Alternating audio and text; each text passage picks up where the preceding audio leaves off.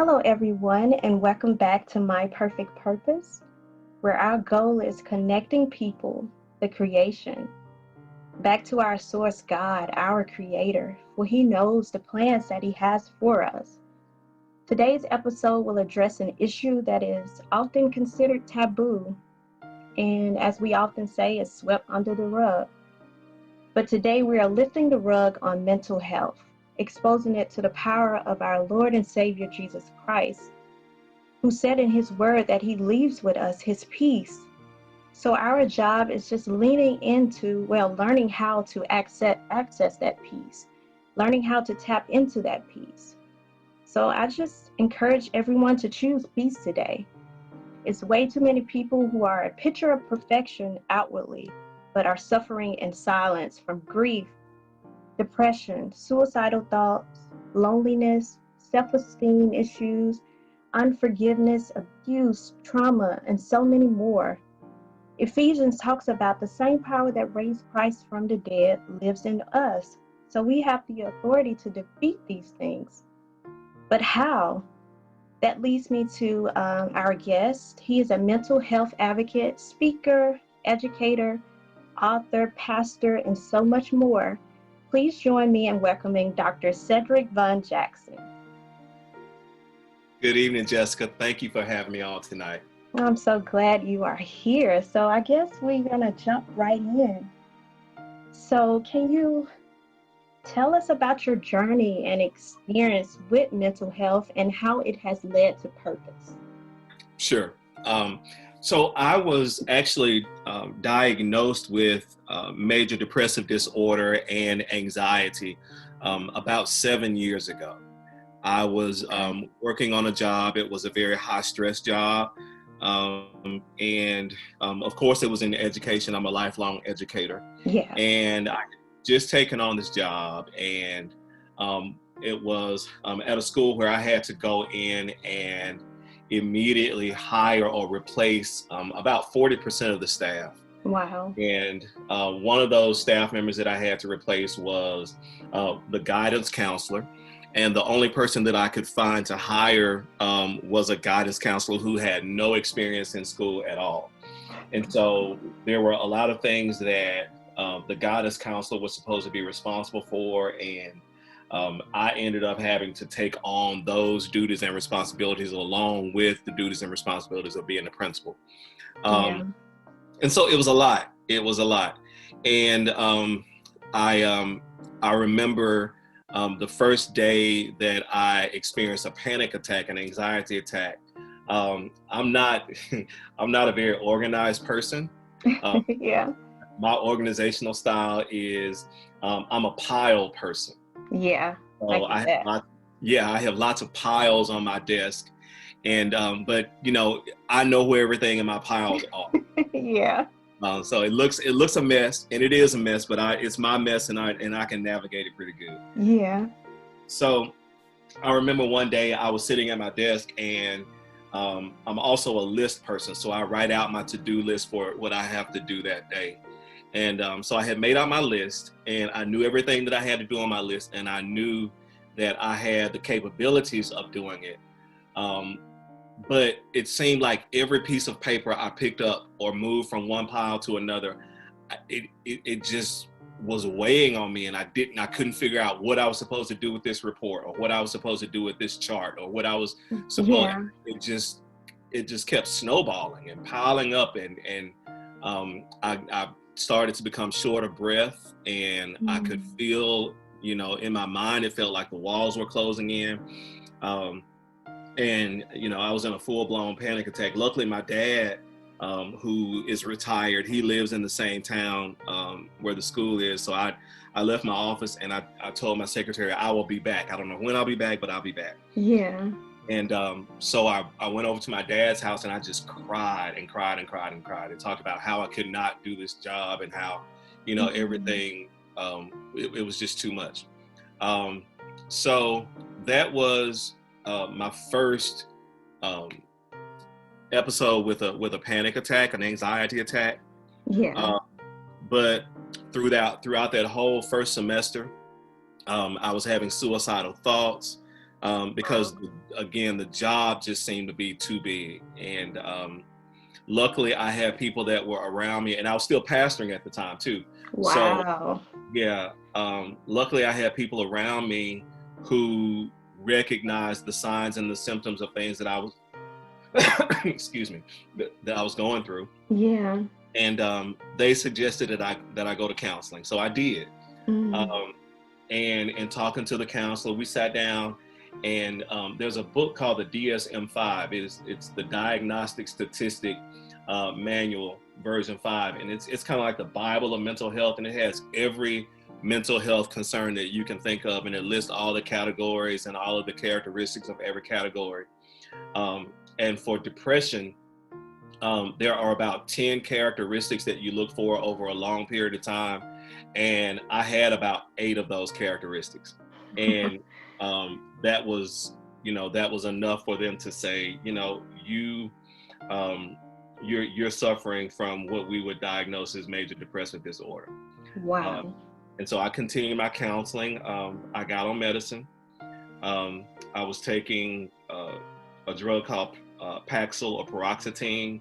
I was taking another drug for anxiety called trazodone. Okay. Trazodone. And luckily, fortunately, I am off of trazodone, but I'm still on my depression meds. Yeah. I'm in the process of looking for another counselor now, just to have somebody to talk to that understands, that is not going to, judge me because of what I'm going through. Yeah. Because that judgment piece is a big part of why there's such a stigma against mental illness and mental health. That people don't want to be judged. People don't want to be told that the reason you're dealing with this or living with this is because you don't have enough faith, or this is a lack of faith. Yeah. Yeah, I understand that. I was going to ask you about, like, how do you handle critics that say, that when religion and psychology and therapy like kind of bump heads with each other? Like, what's your take on that, being a pastor? Well, so my thing is, this has really, me going through and living with depression and anxiety has really led to purpose, right? Yeah. So it's led to me starting my 501c3 Cedric Von Jackson Ministries, where we foster positive mental health through the preached gospel of Jesus Christ. And what I have done is, I've gotten to the point where I don't really listen to the critics anymore. Yeah. Because what my condition has allowed me, I've heard people say this time and time again, that sometimes God takes our mess and turns it into our ministry. Yeah. Wow, that's good. Yeah. So knowing that I live with this, and knowing that there are other people who, may suffer in silence, has put me in a place where, I'm going to speak out and I'm going to share my story, because so many people are afraid to share their stories. The Bible says that we overcome the enemy by the blood of the Lamb and the word of our testimony. Yes. So sharing my story and telling that and letting people know, I've lived with this, I've suffered, I've had the thoughts. And sometimes I'll catch, sometimes there'll be a pastor or another minister that will say something, and it's kind of a slight, but again, I just let that roll off my back and continue to work, because this is who I am. And I have it doesn't have me, so it doesn't have control over my life. I remember I host an annual conference on mental health. And I remember after the conference, I had a pastor come to me and ask me how the conference went. And I told him that it was a really powerful time. And then his next comment was, I just don't understand how a person could be a man of God and take their life. Because there was a few years ago, there was a whole huge rash of people, of ministers and pastors, who were taking their life by suicide. Yeah. And so he said, I just don't understand how you could have a calling on your life like that and take your life. And I'm like, well, I heard what he said, And I just kind of said, it's more common than you would think. And I just kind of walked off. Yeah. Because, I didn't want to entertain that. I didn't want to, I knew at that moment I was not going to be able to change his mind about how he felt. Yeah. So I just, I walked away.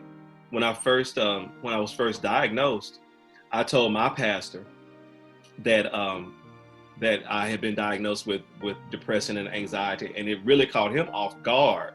And something you said in the intro really made me think about what he said when you were talking about how we, sweep things under the rug, Yeah. or put on a mask, or cover up. He said to me, I told him, I said, Pass, I'm living with depression. I have major depressive disorder, anxiety. And he looked at me and he calls me Sid.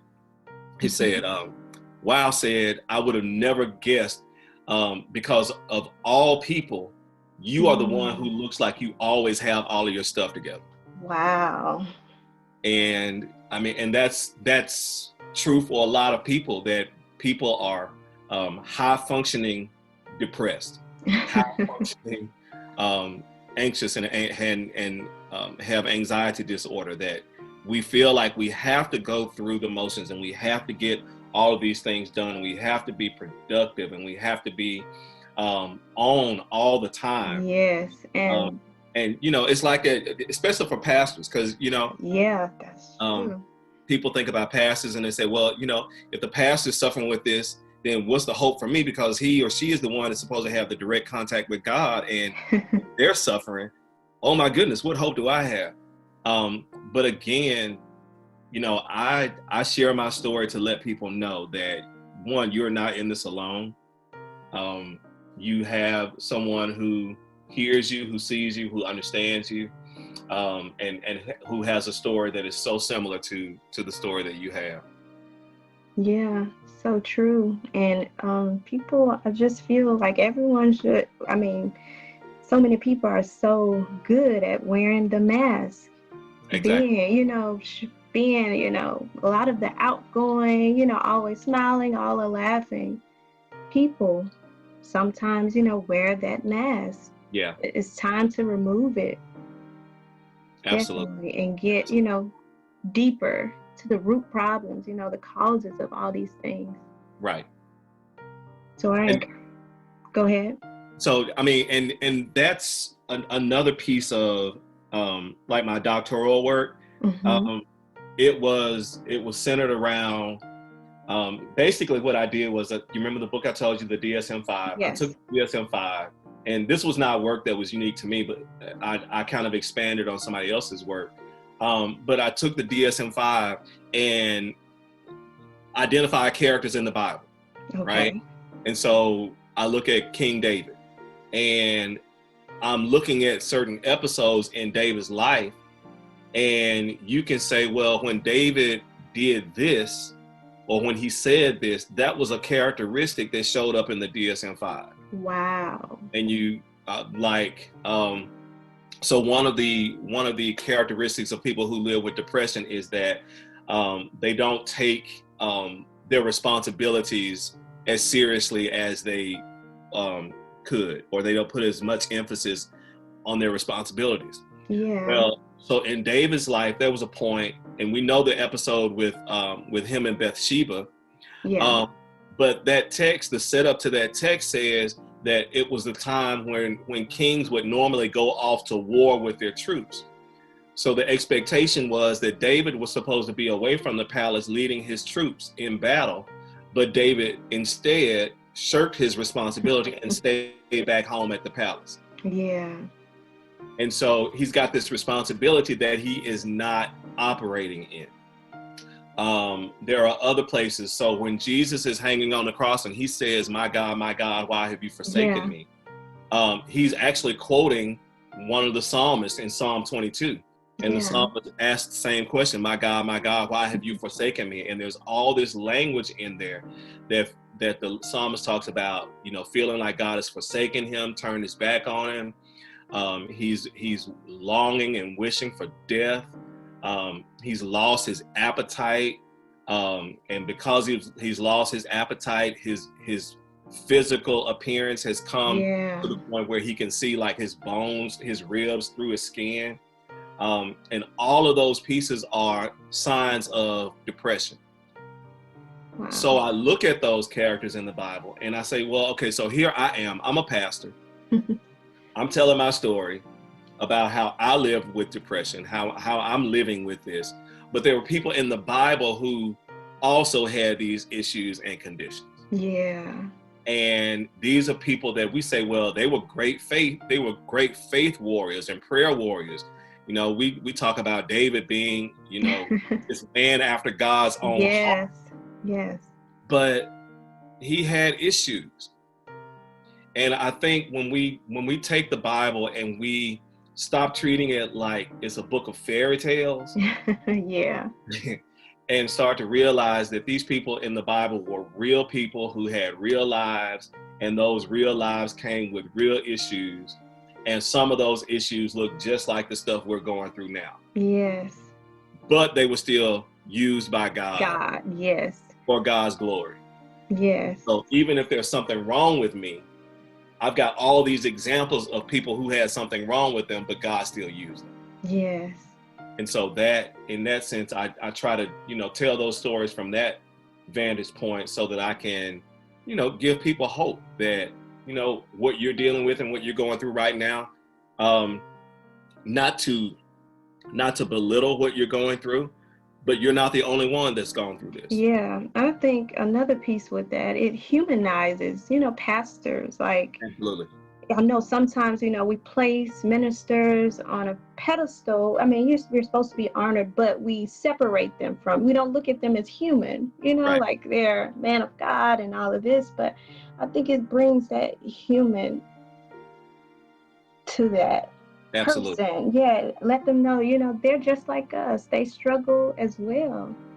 Right. I mean, and some of us don't like it. It's almost egotistical. Yeah. For a pastor to give this image that I'm perfect, I don't make mistakes, I don't have problems. Yeah. And you know, in our last president, I think we saw the damage and the danger of narcissism. So that's kind of, you know, how that borders. What that borders on is narcissism. When if I'm a pastor of a church and I've allowed people to put me on this pedestal. Yeah. Well, I mean, that's a pretty high spot for people to keep you in, because, you know, I use that example when I talk about people humbling themselves, that, you know, the Bible says that we should humble ourselves, therefore, under the mighty hand of God. Yeah. And in due season, he will exalt us. Yeah. Right? So, but if we do the lifting and the exalting, then we also have to depend on ourselves to keep us high up there. Yeah, a dangerous place to be in. Absolutely. I must say, yeah, very dangerous. So I love the humility and, you know, knowing and being able to share with people, because you connect with people by being vulnerable and transparent. Absolutely. Those are the sermons that reach me, the transparent ones. Right. Yeah. Another thing I wanted to talk to you about, men, is so many men struggling with mental health. They grew up being told, you know, men are not supposed to be weak, men don't cry, basically being trained as children not to have any emotions. So how do we deal with that? So one is we began training and teaching our children how to live with their emotions. Teach them that emotions are natural. Yeah. They're healthy. And you holding in and holding back your emotions is doing damage to yourself. So we've got to change the language when we talk to our young boys and say it is okay to cry. Yeah, that's a big one. Right. It's okay to cry. Yeah. So we start off teaching at that age. And then for the men, that, you know, it's never too late, but there's a lot of reprogramming and retraining that we have to do with our men to get us to be in touch with their emotions. because again, holding that in does you no good, and it leads to all kinds of other health problems. Yes, diseases and all of Right. this, so much stress. I mean, you can Right. only take so much. And Right. our men, they're trained to be so that they have to be so tough. I Well, know. and um, just thinking about how our society treats Black men. Yeah. Um, you know, we don't want to appear weak. We definitely don't want to be used and abused, because society does enough of that as it is. Yeah. So we're carrying around those pieces also, that we're thinking about, well, if I give off this this image of weakness, then society's going to continue running over me. Well, I mean, the truth of the matter is, society's been running over us for 400 years. Yeah. And so we've got to learn how to get in touch with our emotions, so that we can find healing for ourselves, because we are allowing stress and hidden pressure and depression and anxiety. We're allowing those things to kill ourselves because we're not able to talk about it and relate to one another. Yeah, and we think something is wrong with going to therapy. How do Right. we change the thinking on that? Yeah, and I think that's been ingrained in us as a Black family, because Yeah. you just don't talk about family business. What Because it's happens at hush this hush. house? Yeah. Right. You don't what happens at this house stays at this Stays. house. You sure can't go and pay somebody to talk about what's going on in this house. Yeah. Even so I listen to more than just gospel music. I'm a hip hop fan too. Yeah. Kanye West, he even had a Great song example. out. Yep. Kanye West had a song out called Family Business. And he just went through, all of the issues that Black people have in their families. But again, the expectation is you don't tell anybody about this stuff. Yeah. If we're fighting at home, then we're fighting at home, but that better not make it out into the streets. Such unhealthy practices that we're taught, at such a young age, and then it becomes generational because we teach the same thing. Exactly. So we have to break that.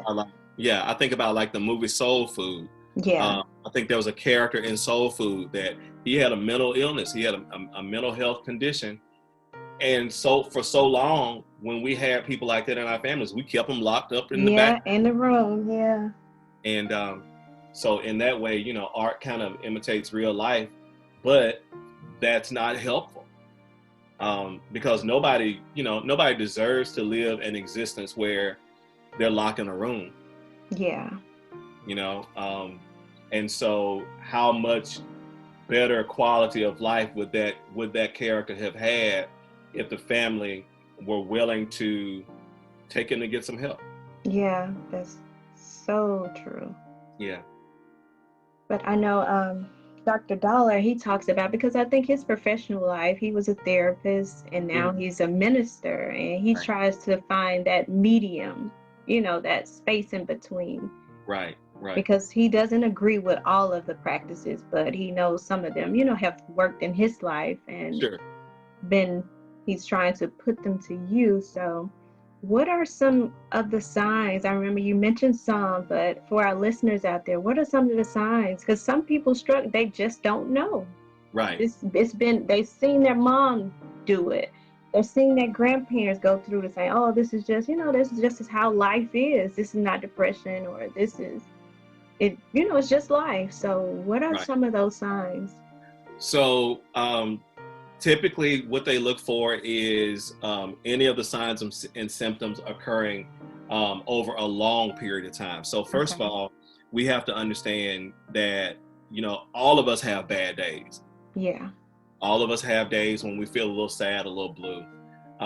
But in order to be, clinically diagnosed with depression, they look for, at least an extended period of time for, at least for a 2-week stint, or, up to a month or even longer. Okay. So if you have an extended period where you feel sad, that's one indicator. Another indicator is that the things that you used to find pleasure in, you no longer find pleasure in those things. Wow. So like if music is your thing and you've always loved listening to music, and then all of a sudden for an extended period of time you just don't feel like listening to music anymore, that used to bring you so much joy, now it's almost agonizing, then that's another, symptom. Yeah. I mentioned the loss of appetite, which is so loss of appetite, which leads to a loss of weight. But some people that live with depression actually have the opposite of that. Yeah, I was just about to say. Yeah, I know people that eat for comfort, right? Yeah. And so there's either a decrease in appetite that leads to a significant loss in weight, or an increase in appetite, which leads to weight gain. Yeah. And that's a dangerous cycle, because what happens with that is a lot of times people eat because they're depressed, then they gain weight, and then they feel bad about themselves because they gain weight. And then because they're feeling bad about themselves, they're trying to bring some comfort, so they continue to eat. Yeah. So it's a cycle. Yeah. Right? So increased appetite leading to weight gain is another sign. Another sign is insomnia, not being able to sleep at night. That the anxiety that I was experiencing was why I was on that particular drug, trazodone, because I couldn't sleep at night. I went through, at least that first semester that I was diagnosed, I would wake up and see the clock at 12 o'clock, at 1 o'clock, at 2 o'clock, every hour on the hour. And so insomnia, not getting enough sleep. And then just like with eating, the interesting thing is not only is insomnia or not getting enough sleep an indicator, but sleeping all day and getting too much sleep can also be an indicator. Yeah. So it's just a really, it's really, the best way that I can think of describing it is an all-out attack by the enemy. Yeah.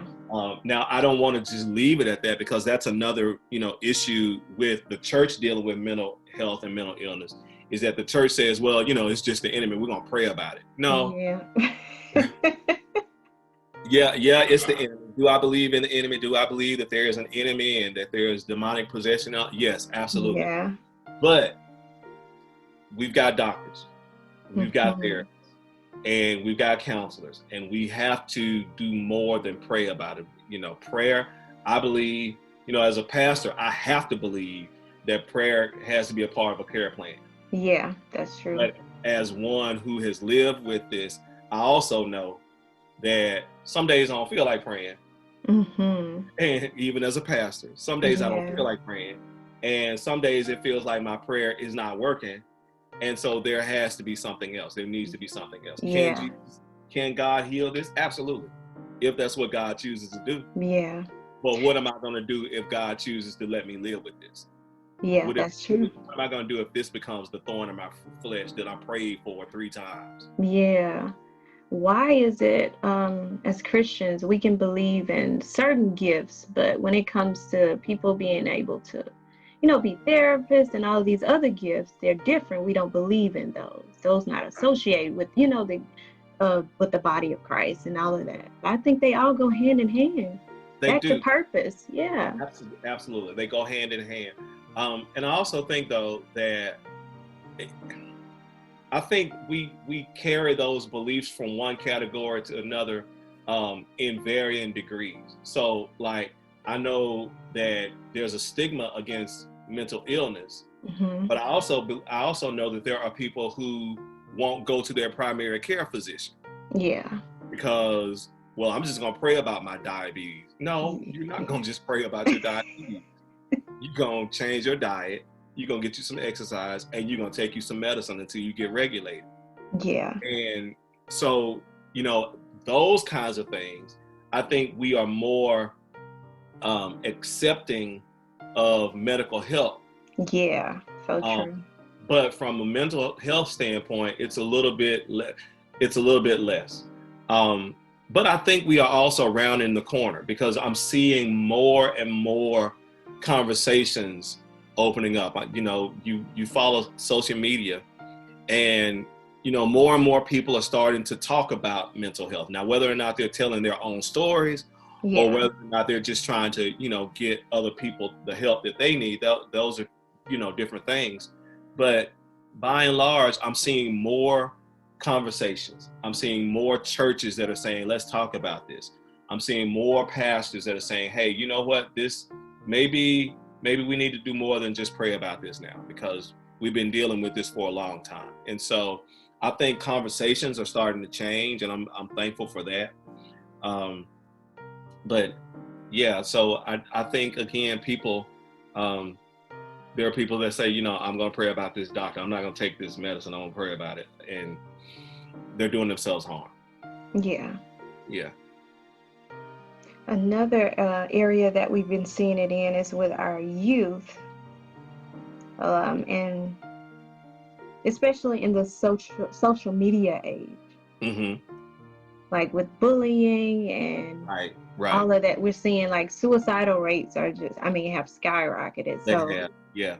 And I think part of that is, when the general person, when the average person puts something on social media, they're not putting their real life out there. They're putting, they're posting about their best life. Yeah, that picture of perfection again. Right. And so I'm seeing your best life. I'm seeing the picture of perfection, and my life looks nothing like that. Yeah. But what I don't realize is you're not putting your bad days out there. You're putting your best days out there. So I'm comparing my whole life to your picture perfect perfection. Yeah.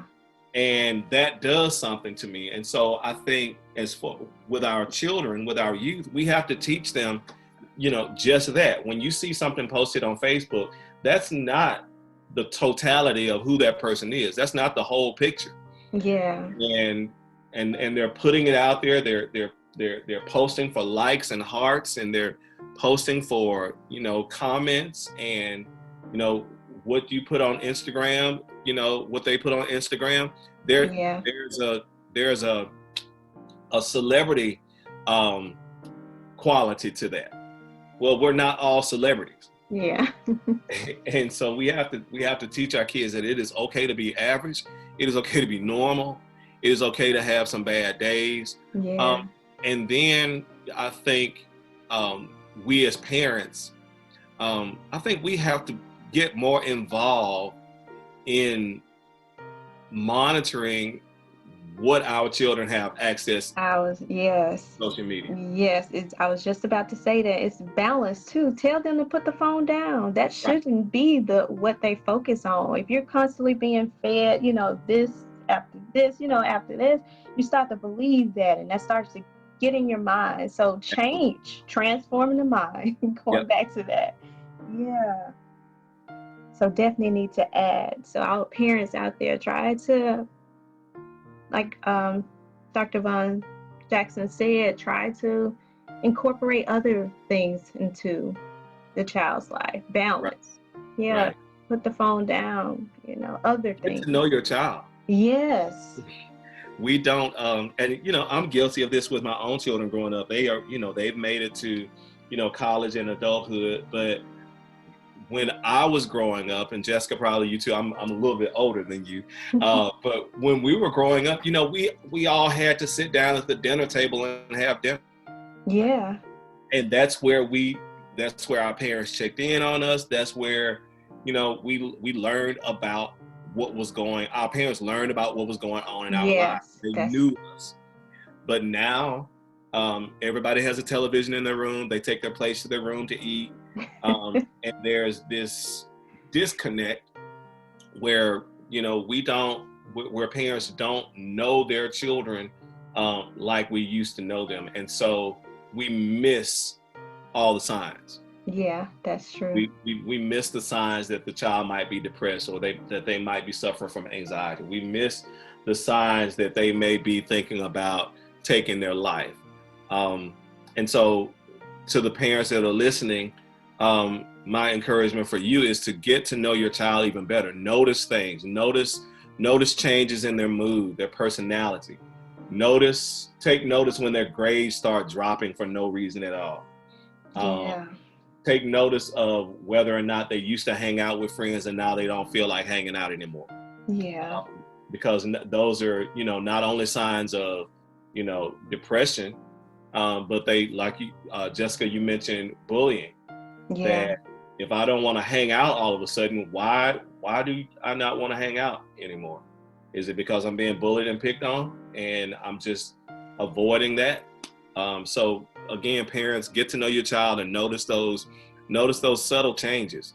Yeah. Because usually those signs are there. We just have to, Right. be there enough to just pick up on those things. Right.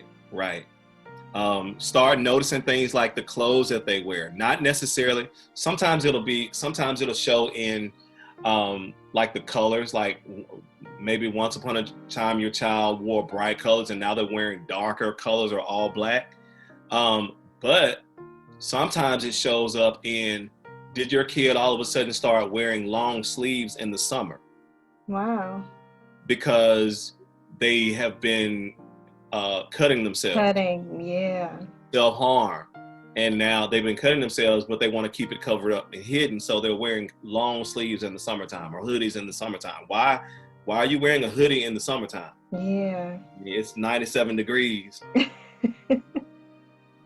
So Yeah. start noticing those things. When they change the little things. Changing what they're wearing, the colors that they wear, the length of their sleeves, the length of their pants. All of those are signs that we can look for. Yeah, so parents just keep a lookout for, our future, our youth. They need us. So let's be there for them. And let's be there for ourselves. If you're feeling any of these symptoms, make sure to go talk to someone. There's nothing wrong with it. Right. And what I'm hoping, research shows that the first place that people come is the church. Yeah. When they're starting to suffer what they think may be a mental health concern, the first place they come is the church. But what I'm hoping is that if the church is the place that they come first, and so I was glad that when you introduced me as a mental health advocate and not a mental health professional, because I don't have the mental health training. I've done study, but I don't have the counseling training and the therapy training. So what I'm hoping to be able to do is, if you come to me and there's an issue and what you are talking about starts to sound like depression or anxiety or bipolar or schizophrenia, when you start talking to me and I'm starting to notice and hear these things, what my hope is to be able to say, okay, I'm going to pray for you and I'm going to pray with you, but I'm also going to give you the number of somebody that you can call and they can help you professionally. Yes. Because what you're telling me right now and what you're describing to me right now is beyond my scope of expertise. Yeah.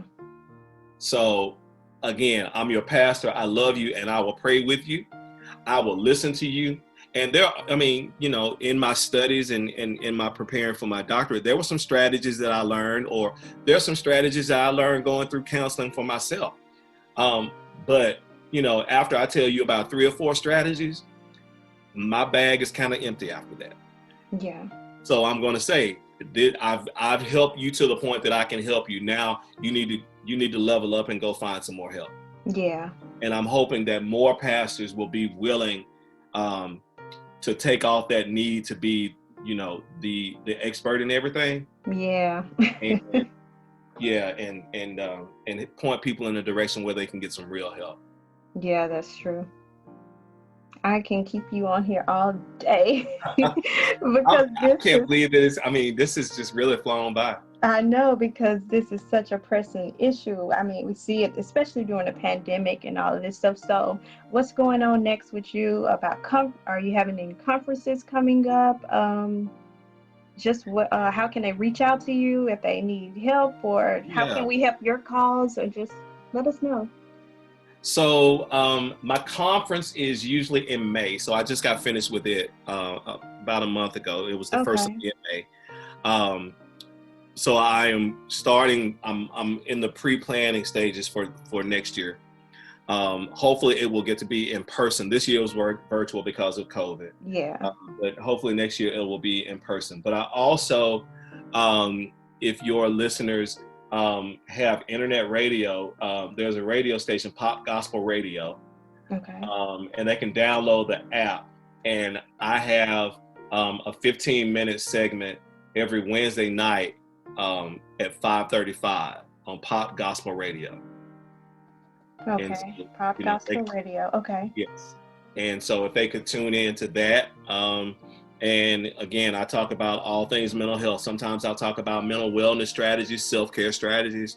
Sometimes the episode that's going to play tomorrow night actually deals with some statistics that are specific for the state of Mississippi, comparing depression rates in Mississippi in 2019 compared to what they are now after the pandemic, or while the pandemic is still going on. Yeah. And we all know that the pandemic has had a negative effect on people's mental wellness. The percentage of people in Mississippi who suffer from depression has gone up to over 40%. Wow. Yeah, of reported cases in Mississippi. Reported. Yeah. So, we're not even talking about the people that are still, hiding and wearing the mask and sweeping it under the rug. Yeah. These are reported cases. In any given year, the percentage of people who have any mental illness, that's everything, depression, bipolar, schizophrenia, the whole gamut, it's only 20 to 25%. Wow. But at this point, as many as 40+% of Mississippians. Wow, almost double. That's crazy. Yeah, and so this, it's health scares, it's the loss of loved ones, it's job layoffs, it's am I going to catch it from a coworker? It's all of those things, and it's all just snowballing, and that's why we are where we are. Yeah, and being, at home so much. Sometimes you run, you leave home to escape problems, but being right there, having to face those difficult situations. Right. Yeah, it's been a lot. It has been. Yeah, last couple of years. So thank you so much for being here. I always like to end on my game. It's called A Moment to Minister, where you choose a number between 1 and 55 and share your thoughts, just minister to the audience. So, 31. Okay, 31. Oh, it's learning to trust. Learning to trust. Yes, trust. Oh, okay. So, Proverbs 3 and 5. Trust in the Lord with all thine heart and lean not to your own understanding. As we are dealing with mental health, mental illness, God is to be trusted. God can be trusted. Yeah. God has your best interest at heart. You are created in the image and the likeness of God.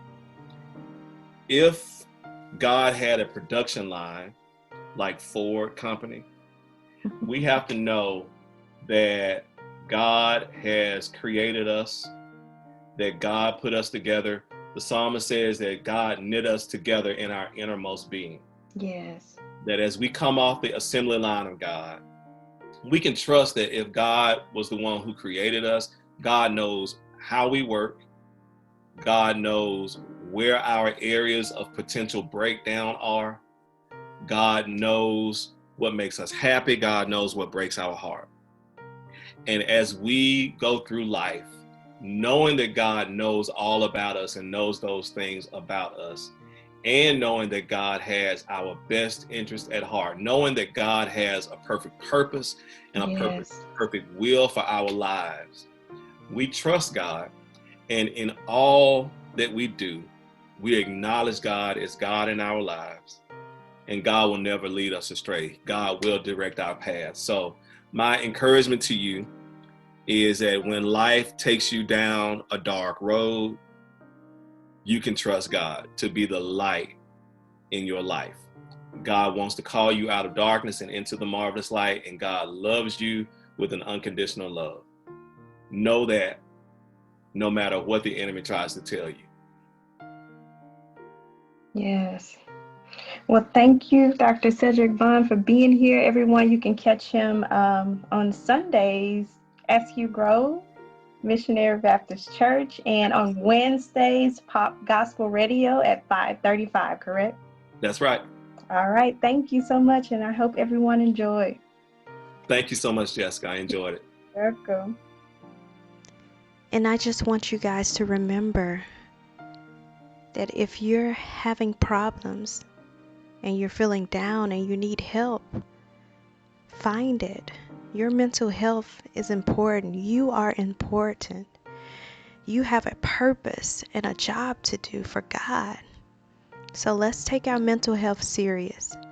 And remember that yes, we are flawed, but we are perfect for the purpose that God has given us. Thank you guys for listening again. Thank you to Dr. Cedric Von Jackson. And remember to subscribe, comment, and like. Thank you, and have a great day.